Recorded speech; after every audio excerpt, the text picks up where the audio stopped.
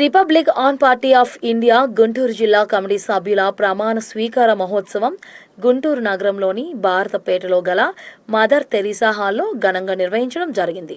ఈ కార్యక్రమానికి ముఖ్య అతిథులుగా republic party of India Andhra Pradesh రాష్ట్ర అధ్యక్షులు ఉప్పులేటి దేవి ప్రసాద్ హాజరై గుంటూరు జిల్లా అధ్యక్షులుగా బండ్లమూడి స్టాలిన్ బాబు జిల్లా కమిటీ సభ్యులకు నియామక పత్రాలను అందజేశారు. ఈ సందర్భంగా రాష్ట్ర మరియు గుంటూరు జిల్లా కమిటీలోకి కొంతమందిని తీసుకోవడం జరిగిందని చెప్పారు. క్రమశిక్షణతో, నీతి నిజాయితీతో, మంచి నడవడికతో మోడల్గా రిపబ్లికన్ పార్టీ ఆఫ్ ఇండియాను ముందుకు తీసుకువెళ్లాలని ఆశాభావం వ్యక్తం చేశారు. అందరికీ జై భీమ్. ఈరోజు గుంటూరు జిల్లా మదర్ తెరీసా ఫంక్షన్ హాల్లో గుంటూరు జిల్లా ఆర్పిఐ బిఏ కమిటీ ఏర్పాటు చేయడం జరిగింది. ఈ కమిటీ పూర్తి స్థాయిలో నియామకాలు చేశాం.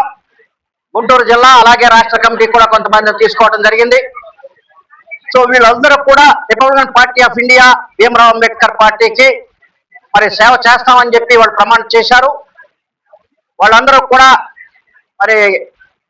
క్రమశిక్షణతో ఎంతో నీతి నిజాయితీతో మంచి నడవడికతో మంచి మోడల్గా ఈ యొక్క పార్టీని ముందుకు తీసుకెళ్తారని చెప్పి మేము ఆశిస్తున్నాం.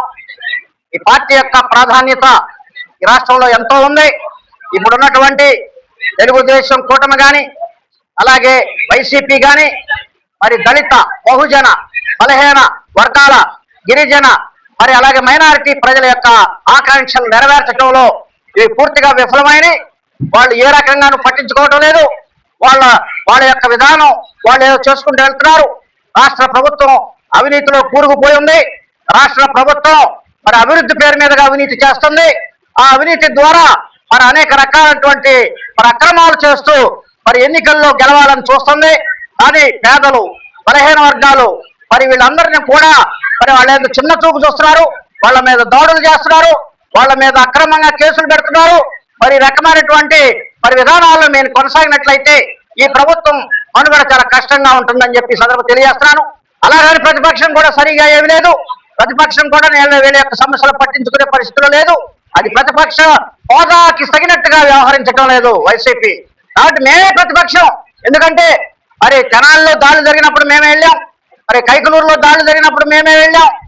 అలాగే తణుకులో దాడి జరిగినప్పుడు మేమే వెళ్ళాం. దళితుల మీద, బలహీన వర్గాల మీద జరుగుతున్నటువంటి దాడులు ఎక్కడ జరిగితే అక్కడ మేము వెళ్ళి వాటిని ఎదుర్కొన్నాం. వాటి మీద కేసులు పెట్టాం. వాటి మీద వాళ్ళకి సహాయ సహకారాలు పూర్తిగా అందించాం. కాబట్టి ప్రతిపక్షం చేయాల్సిన పనులు మేము చేయాల్సిన పరిస్థితి వస్తుంది. ఇవాళ వర్గీకరణ మీద మేము పోరాటం చేశాం.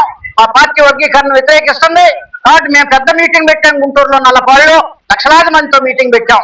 అదేవిధంగా ఇప్పుడు దళిత క్రైస్తవుల యొక్క సమస్యను కూడా ఈ పార్టీలు పట్టించుకోవడం లేదు.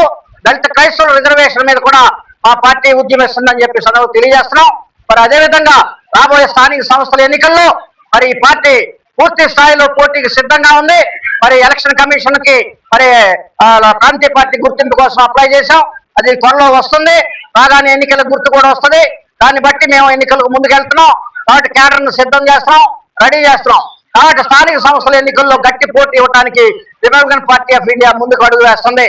కమిటీలు వేసుకుంటూ వెళ్తున్నాం. ఇక జిల్లాల వారీగా వెళ్తున్నాం. తర్వాత బస్సు యాత్ర చేస్తాం. బస్సు యాత్ర ద్వారా ప్రజల్లో చైతన్యాన్ని రగులుకొల్పుతాం. ప్రజలు జరుగుతున్న అన్యాయాలను ఎత్తి చూపుతాం.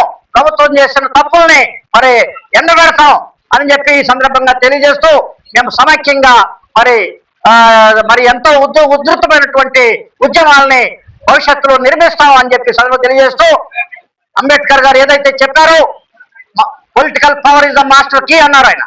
కాబట్టి పొలిటికల్ పవర్, రాజ్యాధికారం మాత్రమే మాకు సహాయం చేస్తుంది తప్ప మా ఓటును వేరే వాళ్ళకి వేసే ప్రశ్నే లేదు.